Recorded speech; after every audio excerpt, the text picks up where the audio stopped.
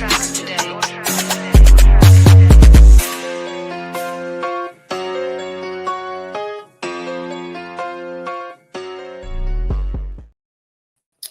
All right, ladies and gentlemen, it is a wrap for the Cotton Bowl Classic out in Dallas, Texas, as the Ohio State Buckeyes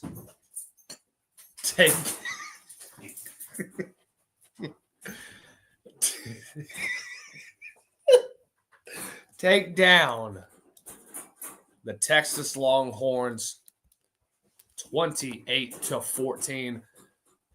What a game. What a game that we got to witness throughout the day. Everybody do us a favor. Everybody that's in the stream right now, make sure wherever you guys are streaming us right now, let's like it, let's share it, get on social media. We're going to be taking your questions, your thoughts. We're going to be here for a little while, by the way, guys. It's going to be an unbelievable show. We're going to have a lot of fun with this. But yeah, man, it's going to be a pretty good one. The ending of that football game was unlike anything I've ever seen.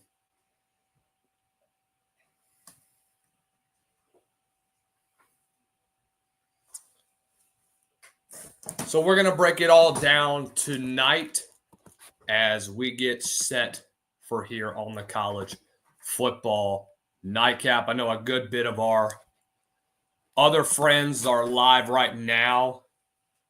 Yeah, that SEC podcast and SEC Mike and Company. That's live right now, watching all this. Hey, it's truly been an unbelievable season that we've had so far. And why not cap it off with a pretty fun one? This is what the College Football Committee want to have be avoided. You did not want to get an Ohio State and Penn State rematch.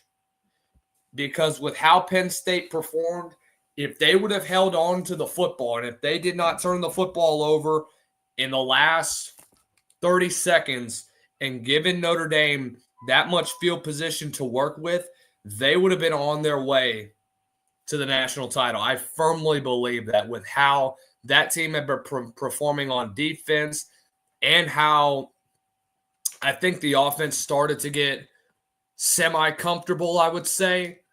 But at the end of the day, guys, it is what it is. What a hell of a battle that we got to see between two great semifinals. So once again, guys, wherever you're watching, do us a favor. Let's like, let's repost, drop your comments in the comments section below so that you all can be a part of the show. Make sure wherever you're also at, whether it be on Instagram, whether it be on X, whether it be on YouTube, make sure that you are very much so following me on all social media at Lucas_Hill23 for Twitter or X, at Lucas_Hill17 on Instagram, and College Football Nightcap, CFB Nightcap over on YouTube. Guys, we're in for a jam-packed show. We got 122 of you already in here, and we've only been live for about 5 minutes now. But, man, we got a lot to break down for this game. Look, this was going to be a battle between two unbelievably sound coaches. Jim Knowles' defense was going to have to play a great game against Sark's offense. And after that first drive, when Ohio State went down the field and scored, I thought that this was going to be a long freaking game. I did not have all the confidence in the world in Texas to be able to hold their own. But I told you at the end of the day, whose line of scrimmage was going to dominate the most? Ohio State. Texas managed to hang around for a little bit.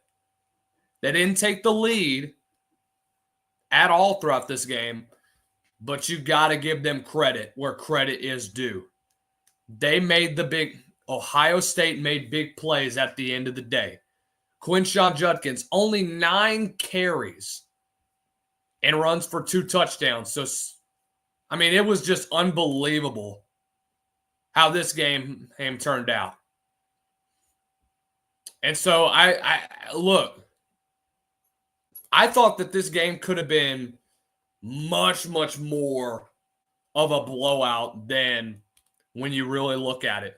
I mean, just look at what this game, both teams struggled horribly on third down. Ohio State finished 3 of 10 on third down. Texas was 5 of 15. The big one, Texas was 1 of 3 also on fourth down. Total yards, 370 for Ohio State, 341 to Texas, 289 passing, 283 compared to Ohio State and Texas, 81 yards rushing, 58 for Texas, 9 penalties, the combined for 13 penalties, and most of them were very, very ticky-tacky. That one at the end, that was the unsportsmanlike on Gunnar Helm, was pretty wishy-washy. I didn't like it. I thought it was bad. I thought it was embarrassing. I thought that was a horrible, horrible play call. I thought that was a horrible call by referees.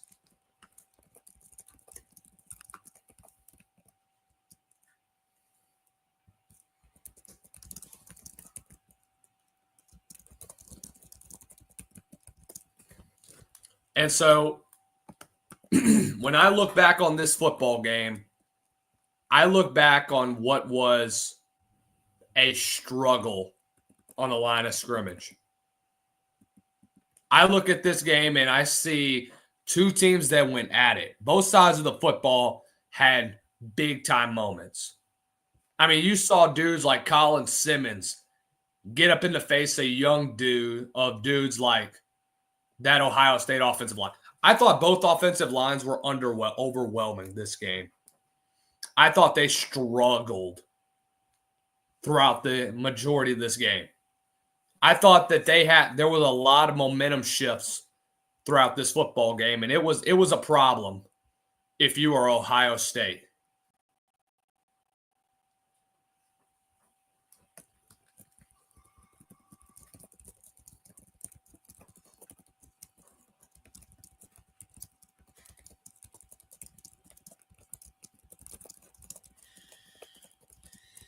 And so here's the thing with what Ohio State brought to the table for this one. They wanted to mix it up. So you knew that Texas was going to try to double up on Jeremiah Smith. Jeremiah Smith was non-existent in this football game. 1 catch for 3 yards. Holy cow. Emeka Egbuka, he had 3 catches in the first drive. He had 2 the rest of the game. He went away from this offense. But I'll tell you what, the turning point of this game has to have been, I know some people will say the penalty that ended up costing Ohio State a bit of momentum in the first half that let Texas hang around. I don't think that was really a big deal. I don't want to say that was the big reason, but I will say this is that it caused a lot of problems on Ohio State, just little discipline stuff that really hurt them at the end of the day. All right, let's get to some of your questions already. We're about 10 minutes in. My boy Reed Cooper on Instagram, Texas's O-line was a problem. Oh, yeah. That right side of that offensive line was a problem indeed. Cam Williams struggled horribly. Cam Williams straight up had a bad game, bro. It was not a pretty sight if you were Cam Williams. And look, people were real high on Cam at the start of it. Cam had a huge, huge upside to him. But the problem is that he went up against JT Tuiamamolo and Jack Sawyer. I want to show you guys the play that would end up basically sealing the deal. I have it bookmarked here. Dude, I kind of wanted to break this down one by one because it just what kind of took me over the edge a bit. This was just insane to me. And so, look, I'll give this Ohio State front four a lot of credit. They got after Quinn Ewers. And I did not think that they were battle tested. Ohio State was majority of the season. But these last 3 games have been statements for them. Absolutely unbelievably statement games that you have needed, especially for your front four. Your front four got after Quinn Ewers today. So watch Jack Sawyer, 33 at the bottom of the screen, working on Cam Williams. What Cam's biggest struggle with was him kind of getting happy feet to start off with. You see how he's leaning? As a defensive lineman, we're taking advantage of that. We're reading shoulders. If your shoulders are down low, guess what? We got you where we want you.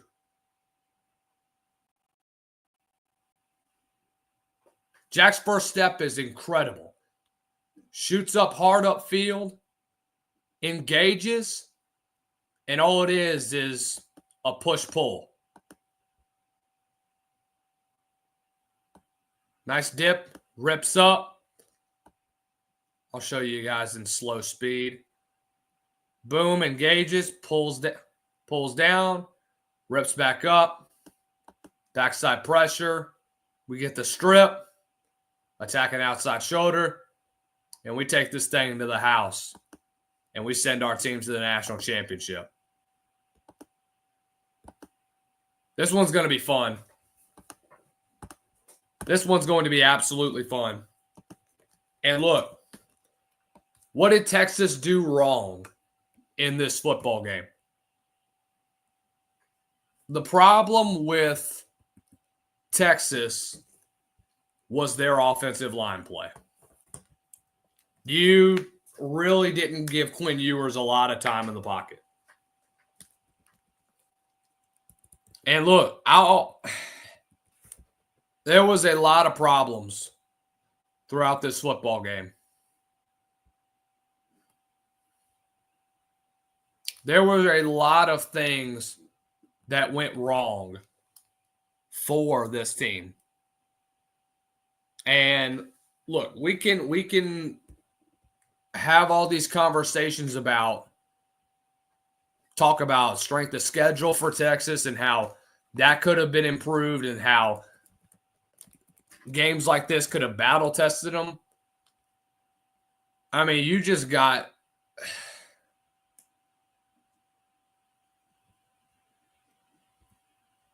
you literally made me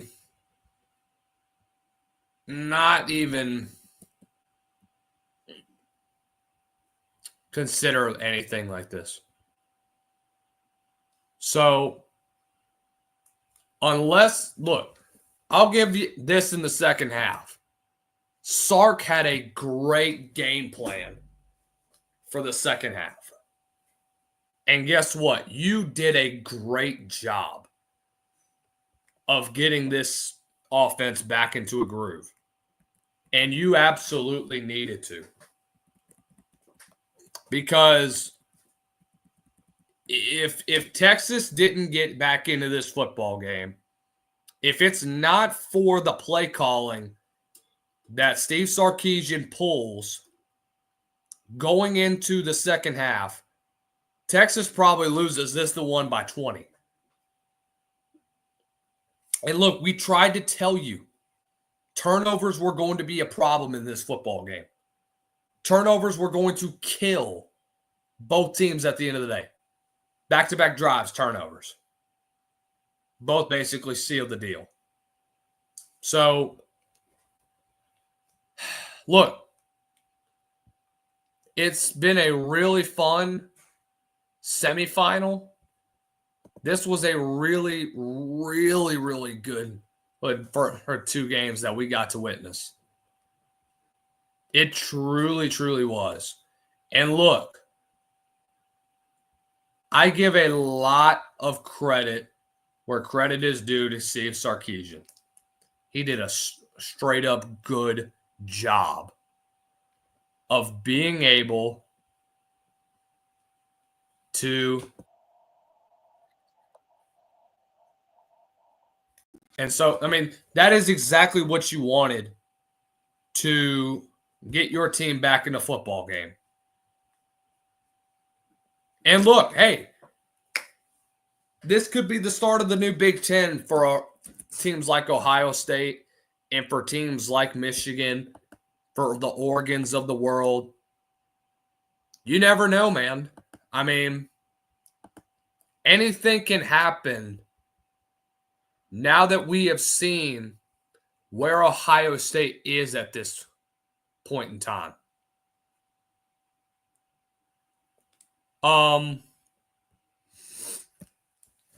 But I will say, I think he got cute during that goal line stand.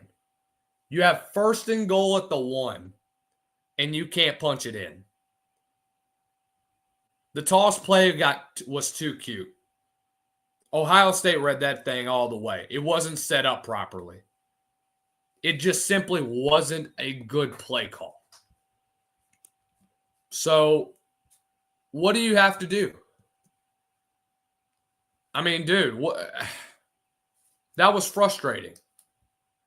The referees, I'll say this, was a tough one, man.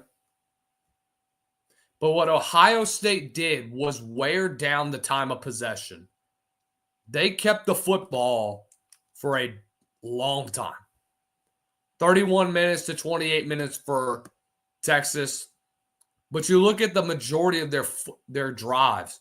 10 plays, 64 yards, 4:18 off the clock. 4:34 off the clock, even though you ran only 8 plays.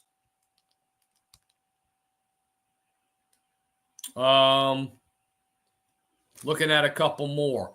The one that ended up in a touchdown. 13 plays, 88 yards, 7:45 off the clock. And you convert a 3rd and 8, a 3rd and 9, or no, a 3rd and 8, a 4th and 2 on the design quarterback run, which I thought was genius by Chip Kelly. But then he caught the Daniel Jones and ends up only being able to get inside near the 10-yard line, but Quinshon Judkins punches it in a couple plays later. So overall, what are my big takeaways from this football game? Well, number one is this. Texas is back. I'll give them this. I will give them that.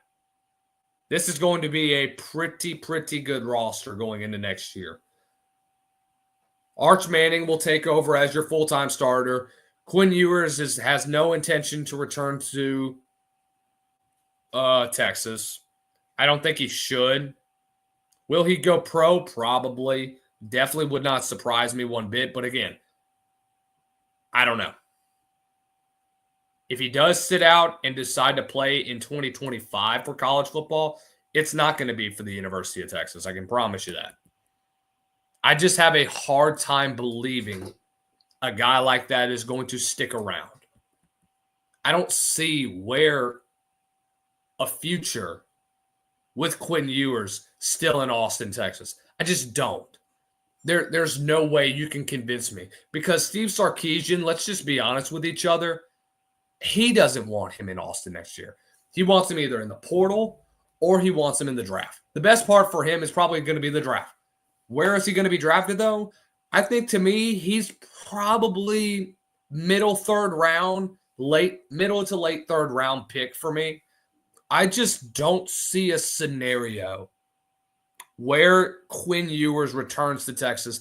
I think they're ready to move on. I think they're ready to officially pump the brakes on them and say, forget coming back, forget everything that you wanted to do, just go pursue the NFL, dude.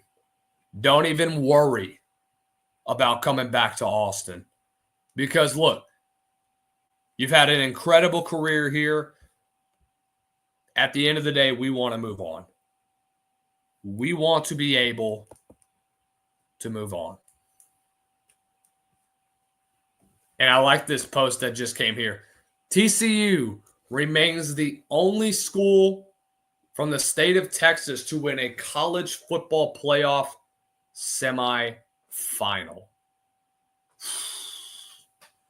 That definitely takes you back. That definitely takes you back if you are a TCU fan. That's a little bit of pride that you can have, but it's one of those things you'd never really quite expect it to happen this year. Is this whole playoff system has been insane. And look, I'm glad we truly got 2 great semifinal games. And I do believe that these are the 4 best teams in college football right now. Penn State, Notre Dame, Ohio State, and Texas. Just the flat-out truth. You may not like that, but it's the truth. And so, if we re-rank every CFP team, this is just something that I saw.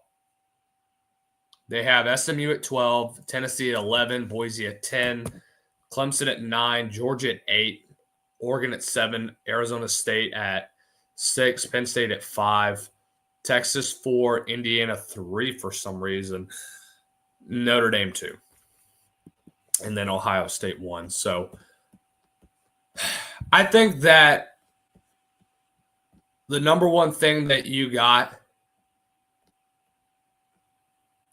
was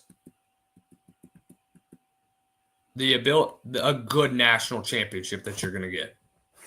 It's going to be better than what people think. And now because I think that Ohio State goes into this one, I think they're probably, like I mentioned it already, I think they're a 3.5 to 6.5 point favorite in this one. I don't see it going any lower or higher at this point just because of where you have the odds at this point. But yeah, man, it's truly been one of those crazy seasons that you haven't really gotten in a while. But dude, it was a wild semifinal that we have gotten to see. And look, we got 2 great games. 2 games that nobody really expected to see today. And I'm going to give Ohio State credit where credit is due. Both teams deserve their flowers. Ohio State was able to go into this one with all the crap that Ryan Day had to deal with everything that they had shown at the end of the year, and it's truly been a ride for Ohio State after all the postseason struggles with maybe they'll miss the postseason, maybe they'll miss this, maybe they'll miss that, and you come back into this one and you win the national title. Holy cow. So DraftKings has already opened up as a 9.5 point favorite against Notre Dame. Whoa, hello.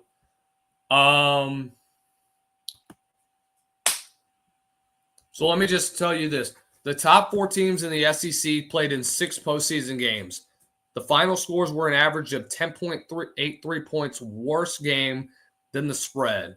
Using hypotheticals is an unserious argument.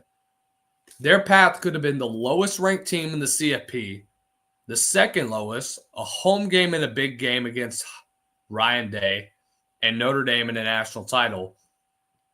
That was it for them. But it's like I mentioned already, it's the first time since 2004 and 2005 that the SEC will not represent in the national title. And look, I knew it was going to happen.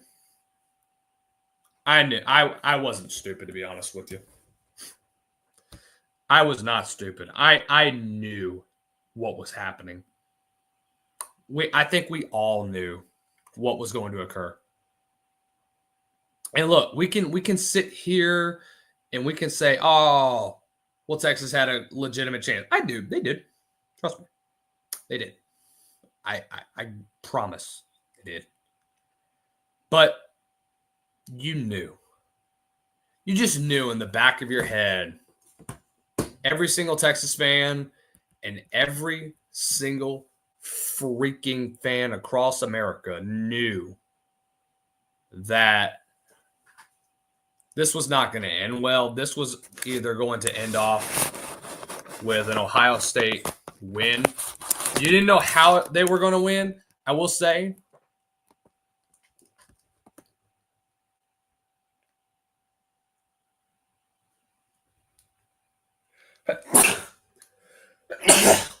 Texas made this a hell of a lot more competitive than what people expected this to be. I thought Ohio State was going to come in with their high-powered offense, with how their defensive line had been doing, and I thought this was going to be a runaway game. I thought that Jeremiah Smith would have another big game going up against a pretty good Texas secondary. But look, I will give them this. Texas managed to hang around for a little while. Make this a ball game. You are a 4th and goal away from potentially tying this football game. And man, that sucks. Dude, that absolutely sucks. Seeing how this one ended.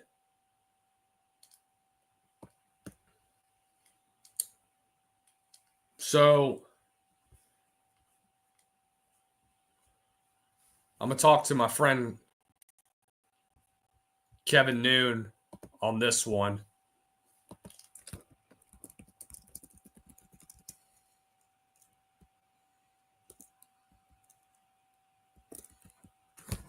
So I've got some buddies that are in the the Dallas area right now. I'm about to literally see if they want to come on. Get some Ohio State insiders in this one.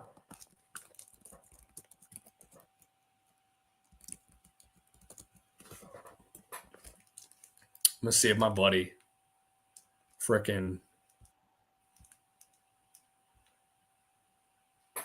I'm about to join some of my guys at the Voice of College Football. I'm not going to lie to you. Get their intake on this one. Because, dude, that sucked.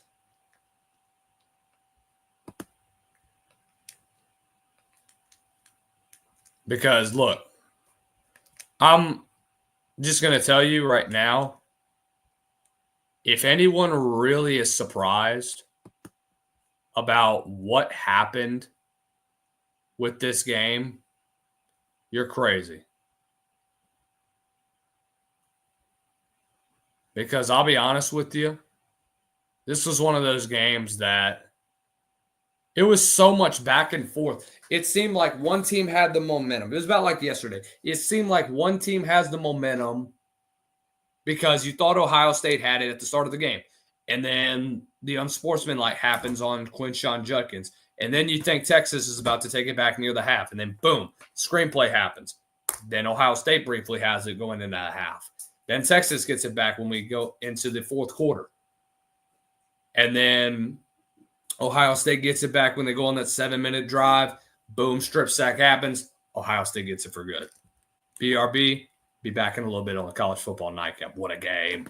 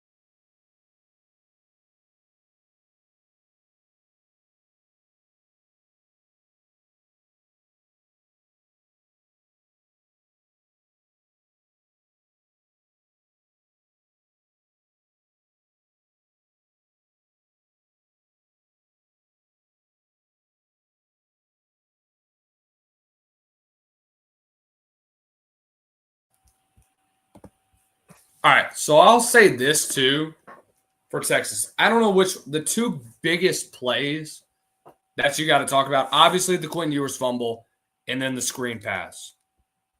And so I don't know if they have a freaking all 22 of the screen. But man, that was just oof. Lord, dude, it was rough. I'm sure we're gonna get the all 22 of it at some point in the day, probably tomorrow or come this Monday. Man, there was so much freaking room for Travion Henderson, and it was perfectly executed. They send the house. Once they get out of that, boom, recognize the screen, get your offensive lineman in front of you, boom. Once Seth McLaughlin, no, that's not Seth McLaughlin. Who is 75? I don't know who 75 is for Ohio State. If you guys know, let me know. Carson Hinsman. Once Hinsman got out in front, and once he got that seal, that's a great job of Igbuka on the seal off block. And then once that last block has been gotten, he's off to the race and he's out of there. But I mean, I don't know what Pete Kwiatkowski was doing sending pressure at that part of the field. That just did not look like that was a good play design. I would have just sat back and kept everything in front of me, maintained that sort of momentum that you were building up until you went into the half, and then that big play happens, and that basically kind of summed up how a game like that went for Texas is just giving up big plays, allowing for critical mistakes like that to occur. That's the biggest definer of this football game if I'm looking at this one really in depth. But I'll give Texas a lot of flowers, dude. I've already mentioned this and I'm going to continue to mention it. If you want to really look at the play calling from Texas, and if you want to really look at where Texas was a couple years ago, look, this was a team that was in duress. You initially thought they were back a couple years ago whenever they went to the Sugar Bowl and they beat Georgia. Okay, cool. Then you end up 8-5. Then you have this string of seasons where you just have mediocre success, where you just are mediocre, dating all the way back to the Charlie Strong era. Then Tom Herman kind of basically played the Joker on you a little bit. And so with that one, I do think that there is still a lot to play for if you are Texas. You're legitimately back. I believe you. I was wrong in the preseason about you. I'm sorry. Texas fans, forgive me. But man, what a season it was for the Longhorns, and what a year it was to be able to get back to the college football semifinal. Yes, you may have fallen short, but this team still has a lot of talent, and there's a lot to come in Longhorn Nation.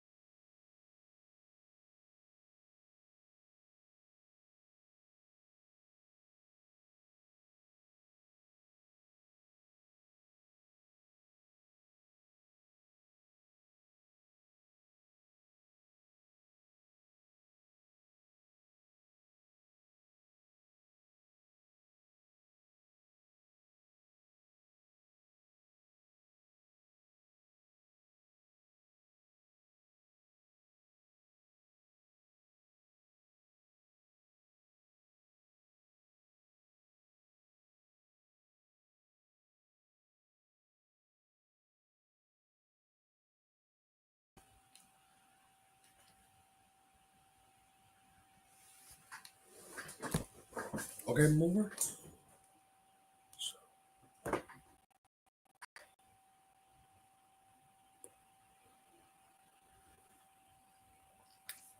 Ain't nothing better than some cup of milk. By the way, y'all like my whiskey glass? So you can actually, part of this is ice, the part of that is milk.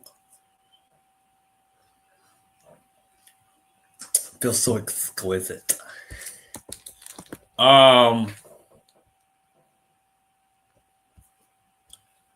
Overall,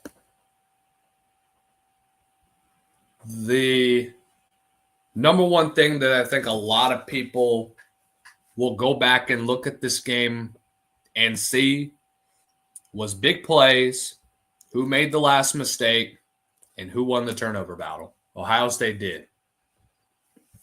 The penalties, you could say, were ticky-tacky. You could say some of the penalties really changed the momentum of the game a lot. Guys, at the end of the day, what really happened on this one?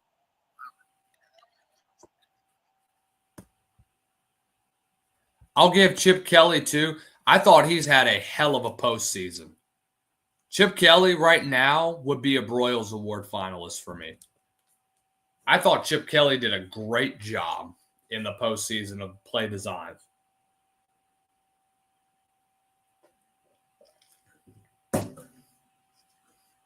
Chip Kelly is famous for what he brings with all different RPOs, with the different sets that he brings, the different formations that he's putting on.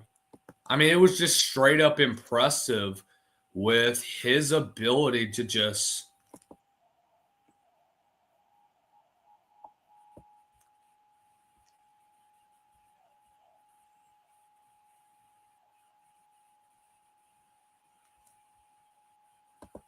one of the things too that you saw from Ohio State,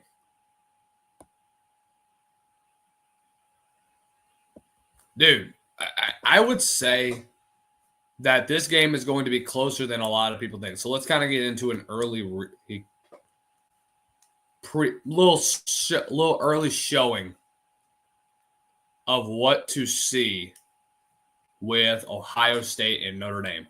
Number one, this is going to be a battle of Riley Leonard going up against a fierce front four. Look, they went into a defense that was not ready to budge.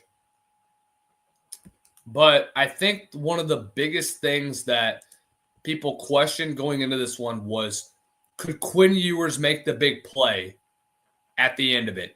Could they be able to play from behind? Unfortunately, no. Everything just came to an end at some point. So, if you don't like it, man, it is what it is. But I think this game is definitely going to be a battle of old school, grinded out matchups. I think today a lot of people said, okay, this is going to be the national championship at this point. The winner of this game is going to be the national champion. Do I still believe that? Absolutely. Abso-freaking-lutely. But I do think that this one looks a bit more wide open with just the overall capability that Ohio State has shown and how they look fairly vulnerable in this football game.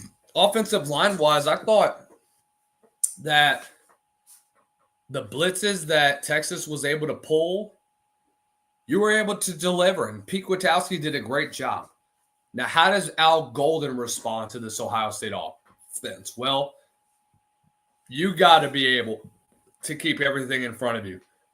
A little bit of what Michigan did to beat Ohio State was play more of a cover two, put your two high safeties in the middle, and basically take away Jeremiah Smith's ability to beat you off the first or step.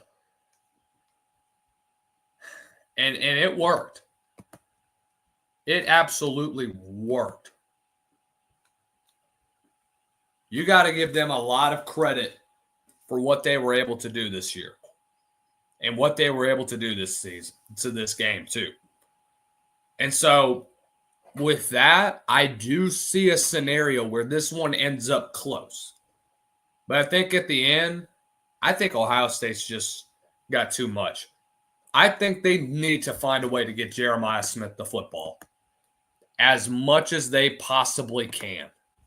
And if they don't, then it is going to be a while before we see, or before we get to be able to see a national title where we have a lot of explosiveness. And with that, I think that Ohio State's got to get guys like Carnell Tate involved.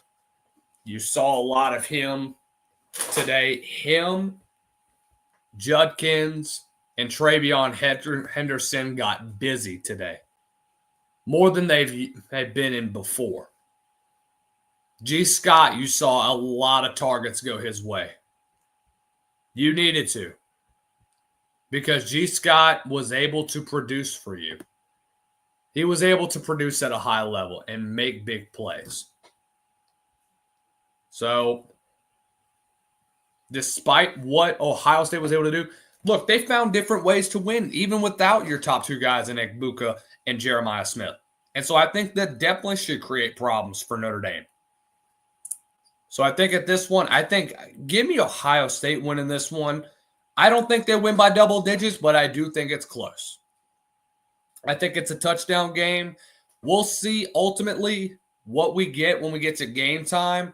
But guys, we are in for a fun college football playoff national title in 10 days on Monday, January 20th. Because we're going to get a game. We're going to get a thriller. We've gotten two great semifinals that we could not be proud of. But I have that feeling it feels like the 2022 season where you got kind of the same thing. Two great semifinals, one that'll be remembered for a long time, and then you're going to end up getting disappointed when you see the national title. Because I feel like this one, there's always been a national championship where you knew who was going to win whenever you saw the outcome of this specific playoff game or that specific playoff game. And this feels like another one of those years. So with that, we send a toast to the season. We send a toast to the 2024-2025 college football season. We have one more game remains, the national championship. In 10 days on January 20th, you'll be joining us here. It's going to be a great build-up up to that football game. We have had an amazing week here on College Football Nightcap. Can't wait to see you guys very soon. 232 of you decided to show up and show out and support us. Guys, thank you all for joining in for another Nightcap. We've had a great couple of days. Let's have a great start to the week next week, and we will catch you all next time on the Nightcap. Cheers, ladies and gentlemen. Have a good one.